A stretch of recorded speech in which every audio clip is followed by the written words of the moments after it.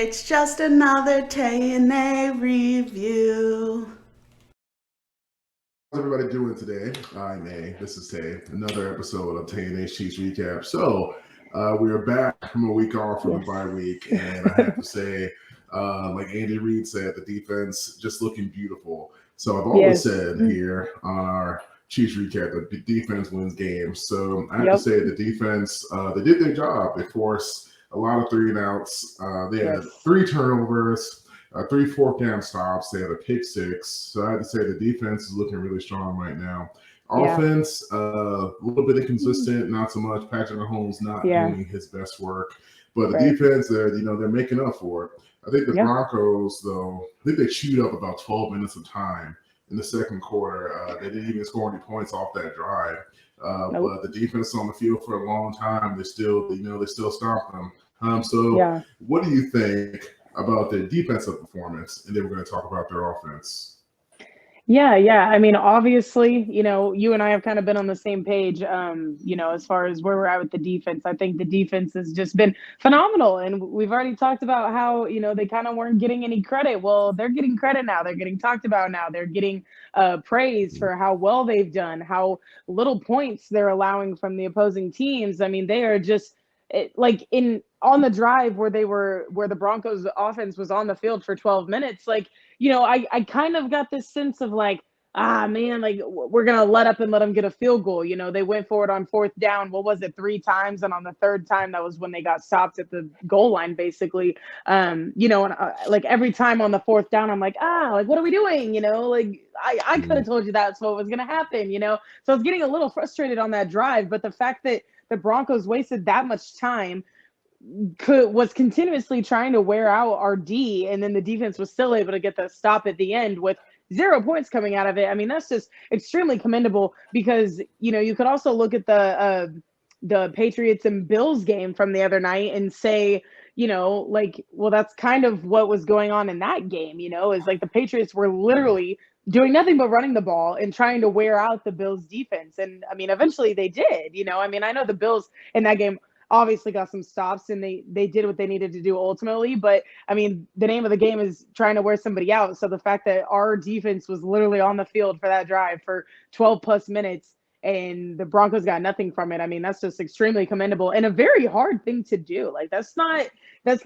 normal, eventually in that type of scenario, the opposing defense would give up at least 3 points, most likely 7, because if the offense is continually going forward on 4th, eventually they're going to just run and end up in the end zone, So the fact that we did not let that happen, I think is an even greater testament to our D, because it's we already know that they're doing a fantastic job at stopping the run. I think Javonte Williams still had a pretty good game. Do you know how many yards he ended up with?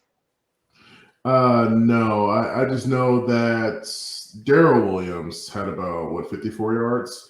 Okay, well then I think 60 receiving yards. Yeah, I feel like Javonte on the Broncos might have had right under 100 or so. So I mean, he was getting good breaks, but nothing that I would say is concerning for our defense. I mean, they were still all over the place, still getting pressure to Teddy. The secondary was phenomenal again. Shout out to Dan Sorensen on that pick 6. I just don't even know what to do with this guy anymore, because it's but in reality, this is what Dirty Dan has been. Dirty Dan is always the guy that he gets beat, but then eventually, he'll have the big play. That's kind of been Dirty Dan's thing, his entire time in KC. And you always remember the big plays. And I actually have a couple videos from away games in recent years, one last year and one the year before, of pick 6s against or maybe not pick 6s, but at least interceptions against the Chargers and the Raiders that have came up on my memories over the past couple of years. And it's just crazy because those things happened the last 2 years, and then boom, here we go again against the Broncos for a pick 6. And what I think is crazy about it is Dirty Dan is still getting snaps at this point. Fenton was out during this game, and a lot of people were really worried about how that was going to play out. And I mean, it literally worked in our favor. Like Dirty Dan comes up with a atom ball. I mean, that ball came right to him. If he didn't catch it and run it back, I would have been upset, because it was right there. So hats off to him for that. Again, I think the front guys did great. Chris, Melvin, Willie Gay, Bolton, Hitch. Oh my God, Hitch was fantastic. So the pick by Juan Thornhill, that was another fantastic play. And I thought that he could have eventually ran that back. He reminded me of Dante back when Dante would do the kick returns, punt returns, and there's one against the Broncos actually where he like goes one way and then he goes around the whole other way and he runs it back. Like that's what I thought was going to happen with Juan, because he literally like should have been tackled where he caught the ball, and somehow he ends up on the clear other side of the field. And if it weren't for Hitch's fantastic hit, by the way, I thought it was great. I don't think it was a blindside. I think that the rest were just like, oh man, he got hit really hard, we better throw the flag. Like, because I mean it looked bad. I mean, you literally heard the whole stadium go like, oh, like all it was. So that was kind of fun. But no, I mean, hats off to all of them. Like they were just doing so well. And I think that could have been another pick six, the one with Juan, if Hitch didn't have that really ridiculous hit, because there was nobody on the other side of the field. And I highly doubt that Teddy was going to tackle him. So, no, I think they did great. I mean, we ultimately won the turnover battle. I know that we had another stupid interception on offense, but I'm just so completely over at this point. But, I mean, like I said, we've kind of talked about it for weeks now. Like the defense is doing well. The defense is winning every battle that they are presented with. They have allowed 11.2 points in the last 6 weeks. 11.2. Yeah. Like that. Very hard to do crazy. in the NFL. Yeah. Crazy. That is extremely difficult to do. And you know this, like that's just not usually a very attainable type of stat, and the fact that they've done it now for going on 6 weeks is extremely impressive. And like I said, they're finally kind of getting talked about by the media. People are finally saying like, oh, hey, watch out for Kansas City's defense. Hey, Kansas City's defense can help them win games. That's exactly it. And if we can stay healthy on defense, we are able to beat anybody. And I'm not necessarily saying that that's how it's going to go. We still have 4 more games in season. We got 2 divisional games coming up, or 5 games. Gosh, we have 5 games left. 3 divisional games, and then 2 more AFC North opponents that we got to play. And I mean, at this point, we have already been in this boat, but we control our own destiny. We have to win on Sunday. We have to win Thursday night going to LA. Like we have to continue to stack these wins. And I said it on my Twitter this week, like what people are kind of getting caught up in is the offense, right? They're like, oh my God, well, what's wrong with the offense? Why do we only score 1 touchdown? Patrick Mahomes hasn't thrown a touchdown pass in 2 weeks, and they're just like, what is going on? And everybody's so upset. And I'm like, who really cares like how we win games? Like I know that everyone is so used to the flashy, right? They're so used to the Showtime Mahomes and the Travis Kelce and the Tyreek and everybody else. Like I know that people are used to that now and they want to see that.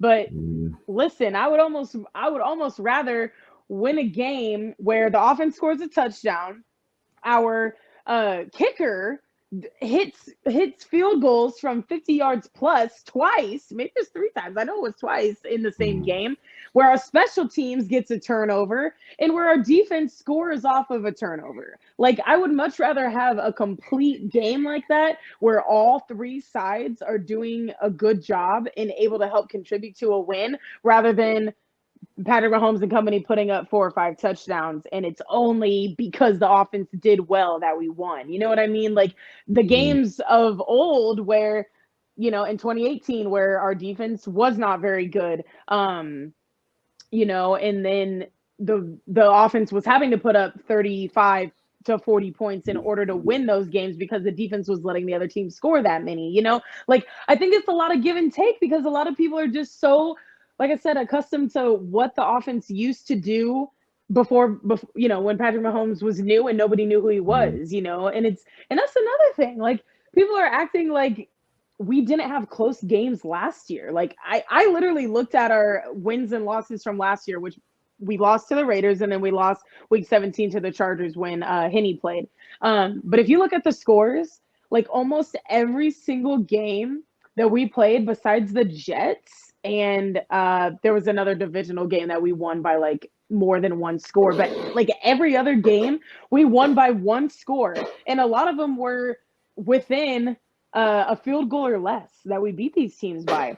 And I just think that people are forgetting these things, and they're just like, okay, well, the Chiefs are supposed to be this high flying offense. The Chiefs are supposed to win by a lot, and it's like, but we don't have to, you know. And I don't feel like any other team gets critiqued for how they win games, like how the Chiefs get critiqued for how they win games. And at this point, I would almost rather people not really talk about it and not, you know, not give credit to our defense, not give credit to our special teams. Like we have one of the greatest special teams units in all of the NFL. Dave Tube, our special teams coach, is phenomenal, and he has been, and he puts the best guys out there regardless. Like he, you know, we have certain guys on the team that literally do nothing but special teams, which I know is the case in a lot of teams, but like they are phenomenal at what they do. Like them able to get that the muffed punt on Sunday, like that was phenomenal. Great heads up play. And we should have gotten 7 points from that. And we didn't, you know, but we ended up with 3, better than nothing, I suppose. But like,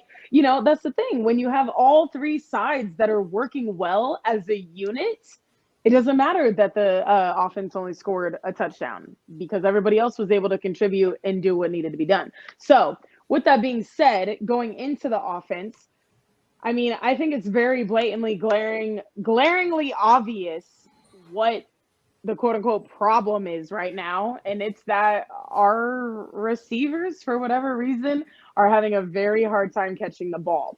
I don't want to say that it's all on them. I know that not all of the balls coming their way are particularly perfect, so to speak.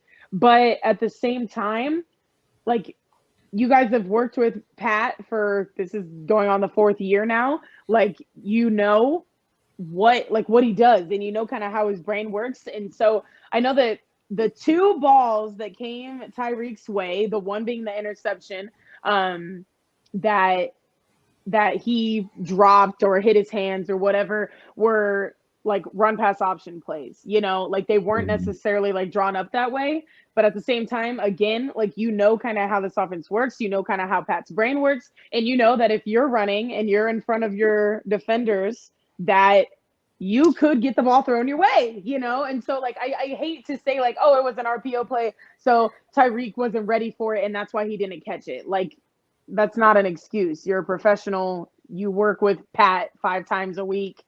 And you know what I'm saying? Like, I don't think that's a valid excuse.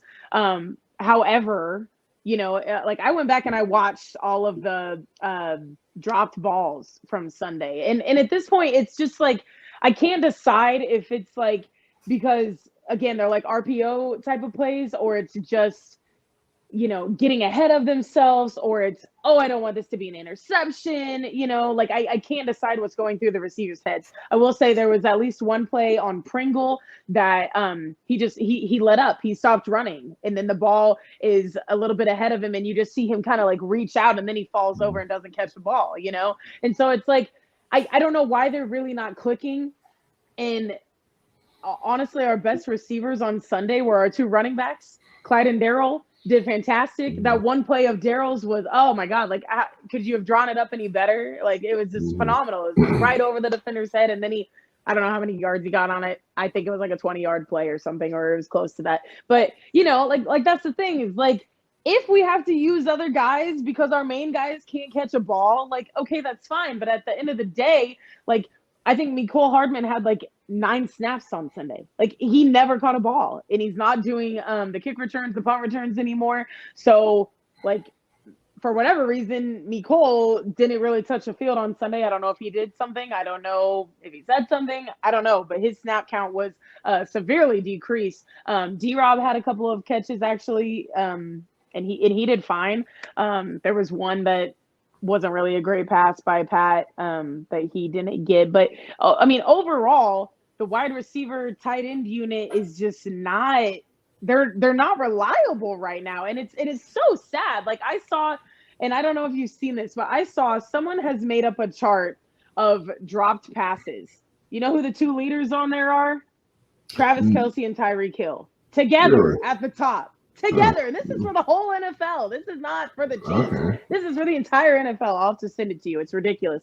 But yeah, the most drop passes is Travis, and number 2 is Tyreek. And it's like, I think it's like 9 and 7 is the number. So like and it doesn't seem like a lot, but that's a lot from your 2 like main receivers, and for them to literally lead the league in something like that, like that's just crazy. Like you can't make it up, you know? And then actually, I thought this was funny too, and I thought of you when I saw it. So I like Twitter a lot. I'm on Twitter all the time. I get a lot of my Chiefs info from Twitter. And there was a tweet tonight that came out from NFL on CBS, and they do a lot of like weird stat stuff, you know, like they'll post graphics with weird stats. And the stat of the night was that Patrick Mahomes is now tied for his most interceptions in a season, being 12. And then it said in all caps, it said, however, 7 of these interceptions have came off of the hands of his wide receivers, meaning that they should have been caught. 7 of the 12. So if you take those away, he's had 5 actual interceptions that should be like towards him. You know what I mean? Like his fault, so to speak. And I just like, and we know this because we've talked about this. We see it every time. We're like, oh my God, it hit his hands. And it's crazy because if you watch these in like real time when they're happening, all of the announcers say it. They say, oh, right off the hands of Tyreek Hill, right off the hands of Travis Kelce, right off the hands of Marcus Kemp, whoever it is, you know, and like you hear it and you're like, okay, well, that's obviously valid, you know? And I'm not discrediting Travis or Tyreek. Like, obviously they're 2 of our most valuable players on offense. So I think right now, more than anything, it's just like a letdown when this happens, especially when they turn into interceptions. But I will say it's also, you know, and we've kind of talked about this too, when the offense gets the momentum going and we're trucking down the field, and then you have a 3rd and 7 and you're throwing to Tyreek or Travis and they just flat out don't catch it. Like, that is very frustrating. Like, there was definitely a play on Sunday, and I swear it was to Travis, but actually this one was to Tyreek, and it was not the intercepted ball, but it was another one where it was a 3rd down, and it was like 3rd and long-ish, like not a 3 and 10, but probably like a 3rd and 7 type of deal. And it was just like, it was right there, and it would have been for way more than a 1st down, and the ball just hit his hands, and that was it. And like you could just kind of hear the air like get sucked out of Arrowhead. Everyone's like, like what? Like, what is happening? And then literally the next series was when the interception happened, and it's like, oh, okay, well, you know, at this point, like, it is what it is. You know, again, if we can win games other ways, then that's fine. But I still really like the games like what we just had against the Raiders in Vegas. I like the games where we're clicking on all cylinders on offense and you can't stop anybody, you know, like I love that. Like, who doesn't, you know? But at the same token, it's like, I think winning these games other ways is extremely important.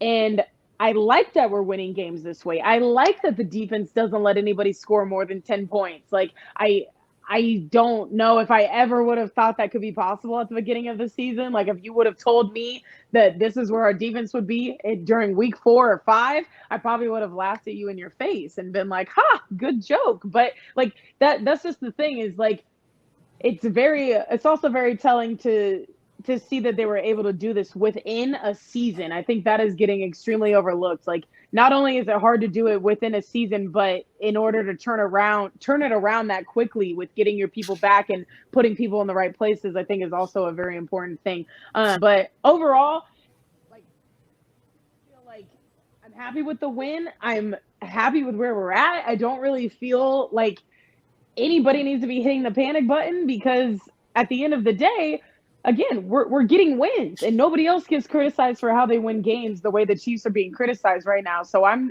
you know, I look at how we're playing, but then I look at the Ravens, I look at the Bills, I look at the Titans. Like, everybody in the AFC is in the exact same place, besides the Patriots, who obviously already got their win for they're up a win because they haven't had their bye yet. Their bye is this week, so they're up 1 game on everybody. But we're literally all in the same place. And right now the Bills are on the outside looking in. They got the Patriots that took their spot. You got the Ravens that still have to play the entire AFC North, and the AFC North is all like coming for the Ravens. The Ravens are not playing that well, so I don't think that they're going to hold that spot. I think that spot's going to change.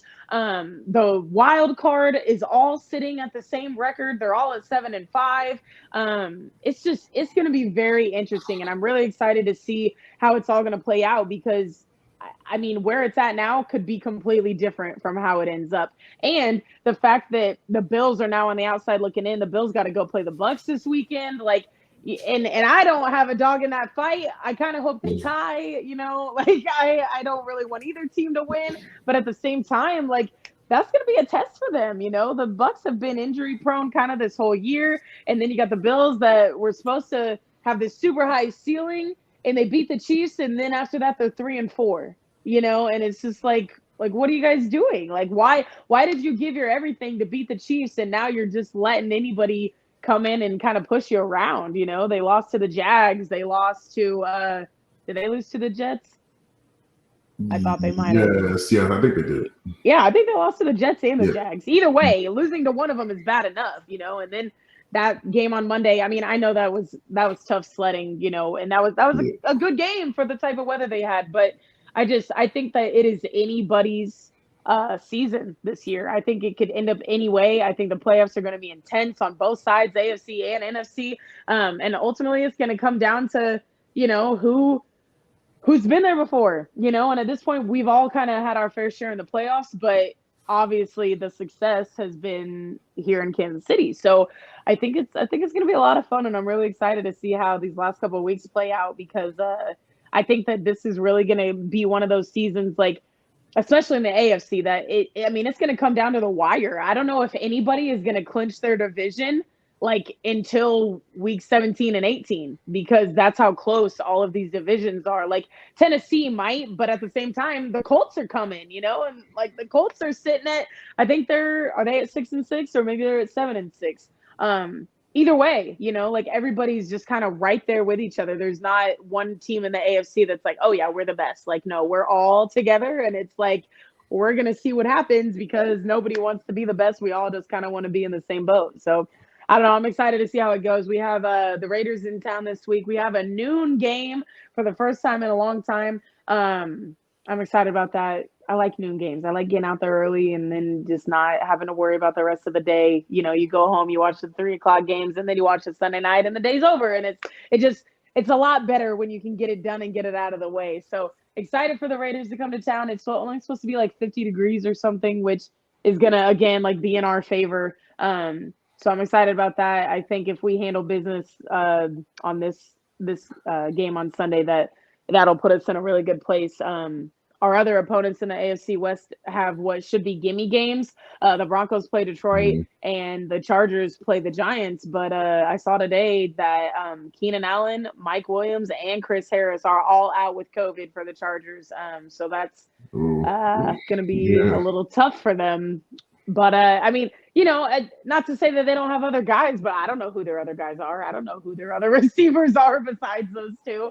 Might be a big Austin Eckler show, I guess, if he's the only guy on their offense that's going to be out there. But yeah, so we'll see how it goes. But I think that we'll have a good game against the Raiders. I hope that we just beat them by a couple of possessions. Obviously, I don't think it's going to be like what we did to them in Vegas. It could be, but I'm not going to bet that it will be. I think it'll be a little bit closer. But I'm hoping the defense shuts them down again and we just dominate. Oh yeah, so like you said, the offense they had a nice opening drive during this game. Yeah, but again, they did. The biggest issue is that they're just really inconsistent. Like you said, missing catches that should be called. But the Raiders, they're kind of in the same boat. Their offense has been kind of sluggish or stagnant. Yeah. They haven't scored more than, I was reading this. It's according to the ESPN. They haven't scored more than 16 points in the last 4 or 5 games. I saw that too. So I'm like, man, so they're kind of like in the same boat. For the Raiders, their defense isn't as good as the Chiefs, in my opinion. So that might be the deciding factor. When they got the home field advantage, so I think the Chiefs might pull out another win. They might actually be a high-scoring game for the Chiefs in this one. It could be. It might be in the 30s, so we'll see. It But could like you be. said, yeah, I think you pretty much covered all the bases. I think I'm predicting the Chiefs go ahead and win this game against the Raiders, and then they'll easily. I think they'll easily make the playoffs at this point, and they'll Yeah. easily be fine. But yeah, but I'm just more concerned with my Bears. They're playing the Packers, and I'm just like, Again, yeah. I'm just saying. But yeah, the Chiefs, defense is looking good. Several 39s make doing their job. Offense needs to pick it up just a little bit more. But like you said, they don't have to win by a lot of points. As long as they're doing their job, as long as they fix those little tiny mistakes, they should win. And that'll be fine. But yeah, Right.